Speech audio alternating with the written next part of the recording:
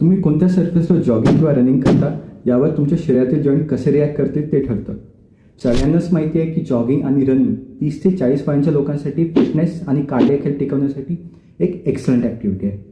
पण फक्त सतत धावणं महत्त्वाचं नाही, तर तुम्ही कोणत्या सरफेसवर धावता हे तितकंच महत्त्वाचं आहे. डेली वेलनेस आणि फिटनेसचे असे ट्रेंड जर ऑर्थोपेडिक डॉक्टरच्या पॉईंट ऑफ व्ह्यूमधून समजून घ्यायचे असतील तर हे अकाउंट नक्की फॉलो करा. नंबर 1, कॉन्क्रीट किंवा हार्ड रोड हा सगळ्यात हार्ड सरफेस असतो. शॉक ॲब्सॉर्प्शन जवळपास नसतं.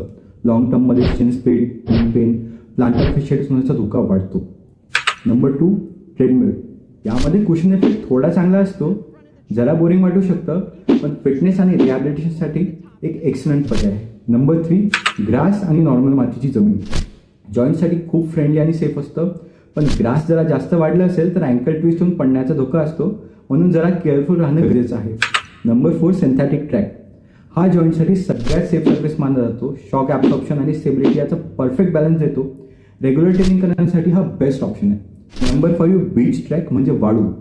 हाय रेजिस्टन्स आणि लो इम्पॅक्ट सरफेस आहे. मसल चांगल्या प्रकारे डेव्हलप होतात, पण ॲकिलीस टेंडॉन आणि फूट मसलवर थोडा स्ट्रेन येऊ शकतो. तुमचा फेवरेट सरफेस कोणता आहे कमेंटमध्ये नक्की सांगा.